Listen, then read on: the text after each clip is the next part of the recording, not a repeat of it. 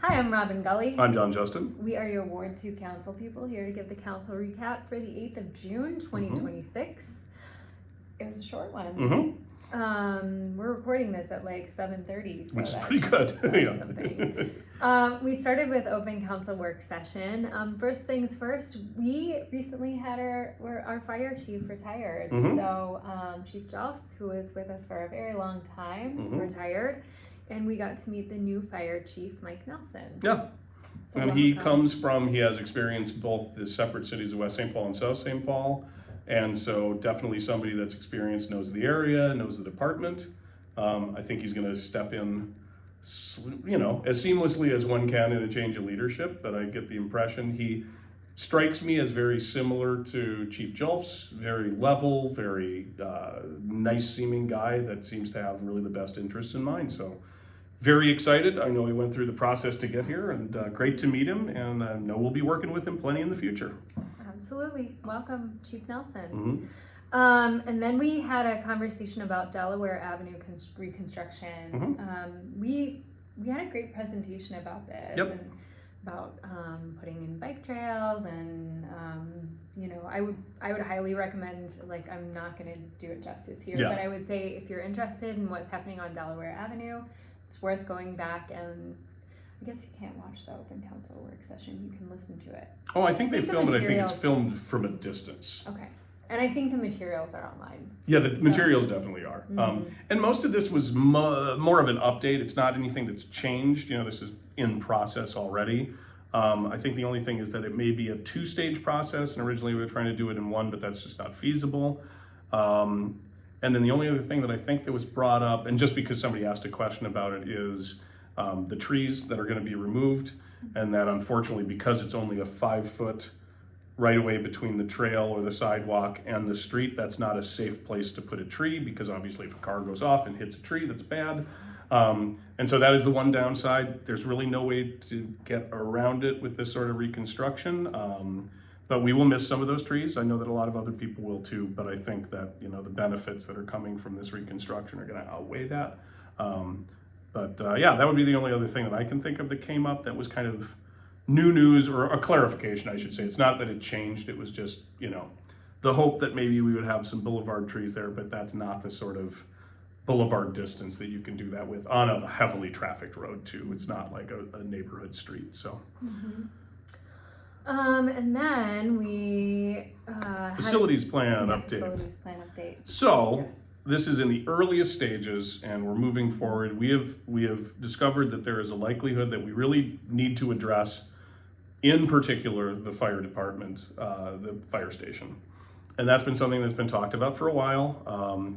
And then as we were looking at that, there is a logic in looking at, well, if there are other things that are needed at the same time, it is definitely less expensive to do it as a unified thing rather than a scattershot sort of thing. And we know that there are some problems with the way that the police department is currently, their facilities, particularly safe storage of evidence requirements and various other things that are probably far above my head logistically, because police know more than I do about this. They do. I was going to say same with the fire department. The biggest reason that we're considering a new fire department building, I think the fire department people would, or the firefighters would disagree with me on this, but is really the safety mechanisms that we can't add to the older buildings.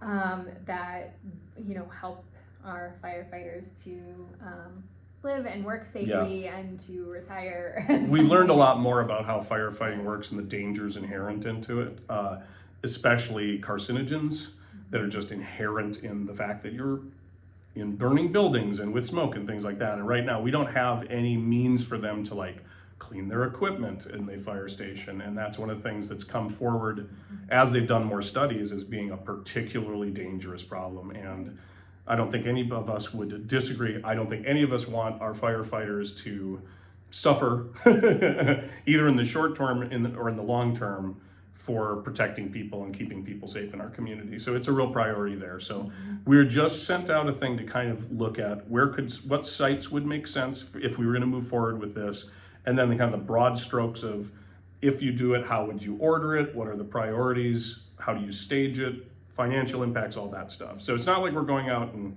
getting an architectural rendering of here's your new beautiful fire station. It's gonna be much more big picture than that.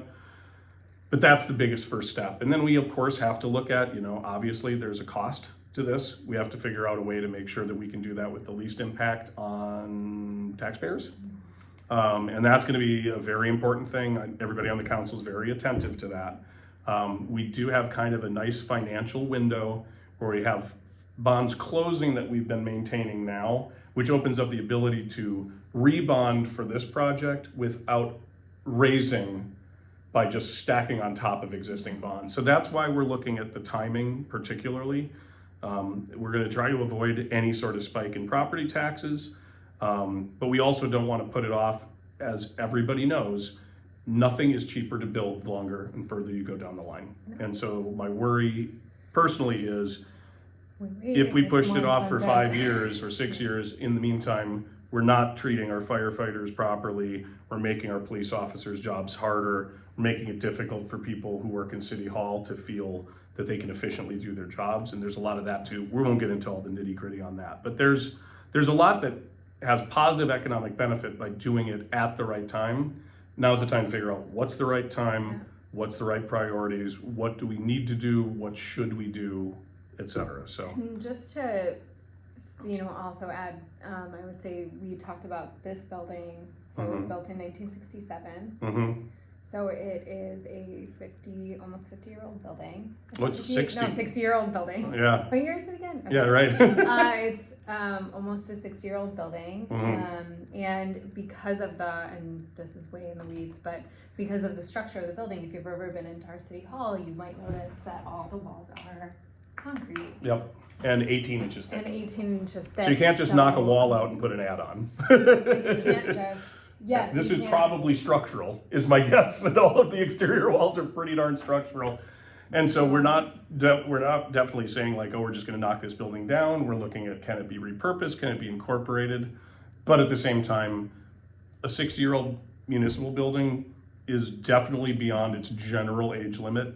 We have done some renovations. You're probably aware of that. It's important to remember the renovations we did in the police department were basically emergency things. It was not a huge expenditure. It was stuff that had to be done. I mean, I believe one of the things was that there was a shared locker room for all genders, which is not great in the police department. And so we had to address that. We had to address a couple other things. I remember that at one point we realized that you could hear the firing range in the interrogation rooms, which is definitely not good, and could be definitely thought of as a little intimidating. So that had to get fixed. So we did do renovations. They were intentionally kind of held to a pretty tight budget because I think we knew that this was potentially coming down the path.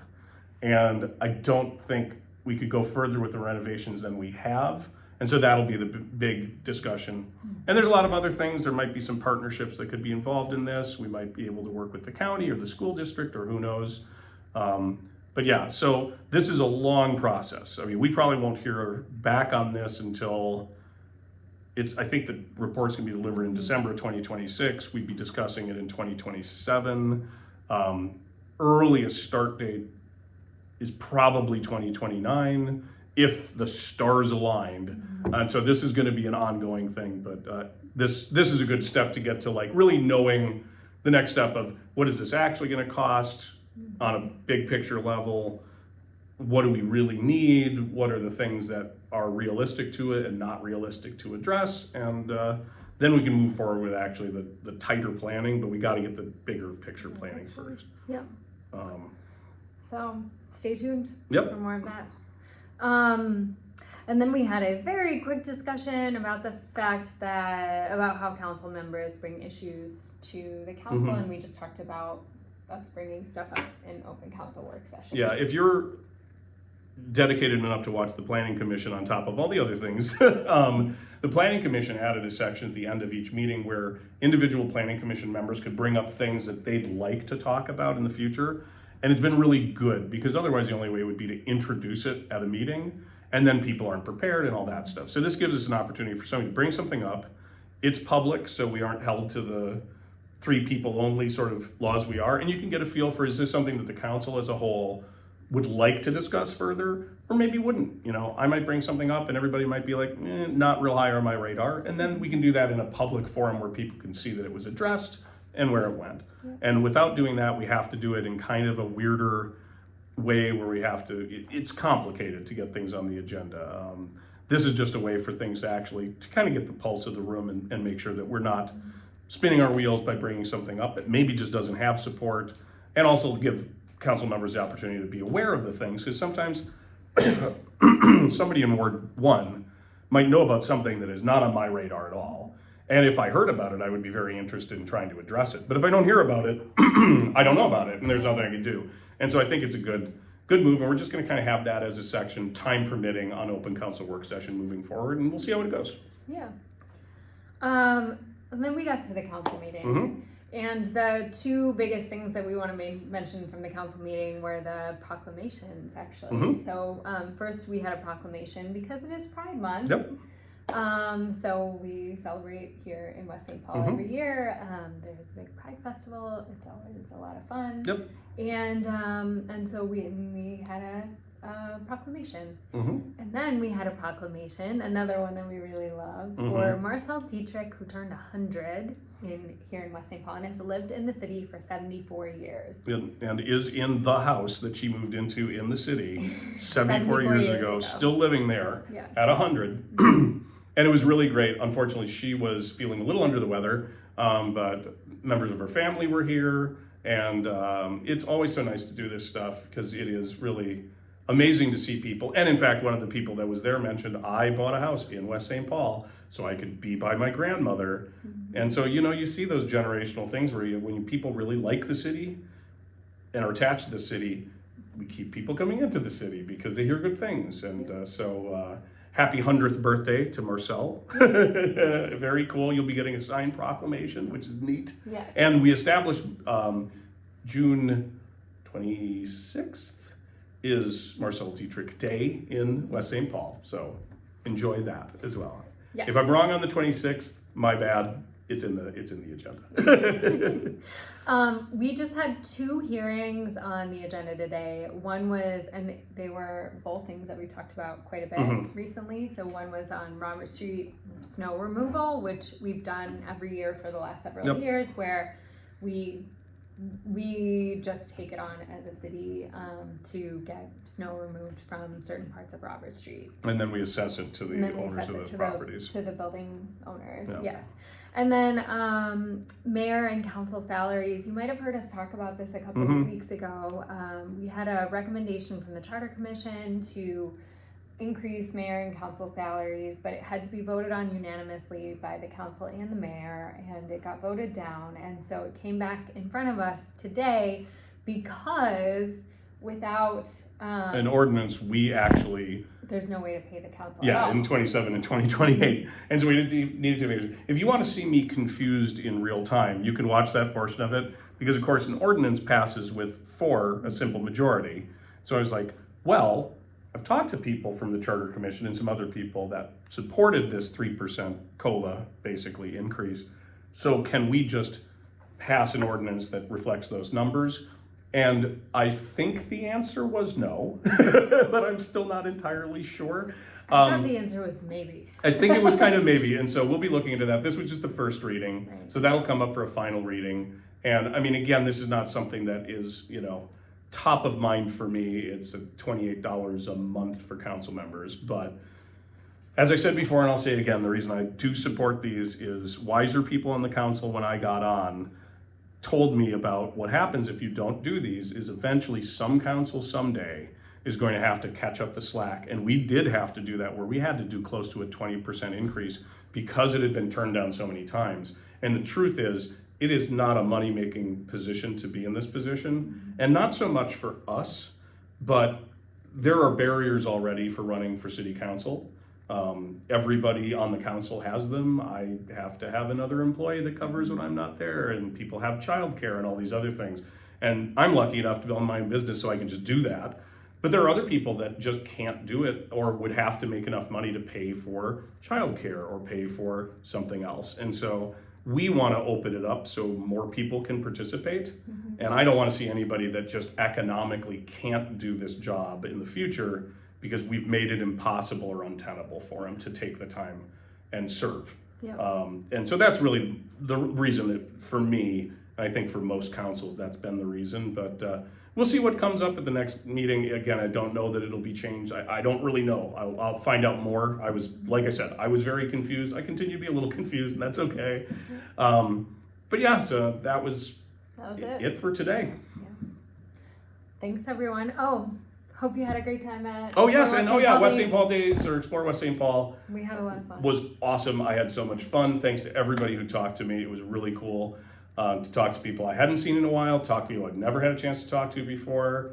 Nobody yelled at me, which is nice. You always yelled can. at me either. All right, Yeah. that's good. But yeah, it's really cool to see people in our community get together and have the opportunity. The fireworks were awesome. And yeah, I love that we can do this. There was a time where we didn't do anything, and the former West St. Paul Days, which had been privately run, folded, and then COVID happened, and we had all these things. And then I think we thought this was a daring, let's see if it works, and maybe we'll try it 1 year, and if it fails, we'll give up moment. And it's just blossomed into what is now a really great, cool, Whole weekend, full set of days of events. And I think it was one of the best risks we ever took as a council to start doing this and to take it. And it was a little scary, and we were just like, well, let's do it. And if it works, great. And if it doesn't, we'll pull back. And boy, we don't have to pull back. It's really become a wonderful thing. And I love it every year. It always makes me really happy.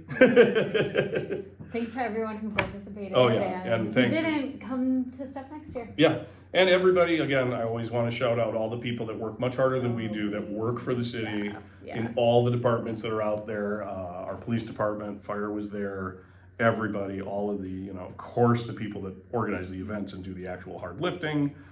So yeah, our staff is wonderful. We could not do it without them. And thanks again. Thanks, everyone. All right, have a good night.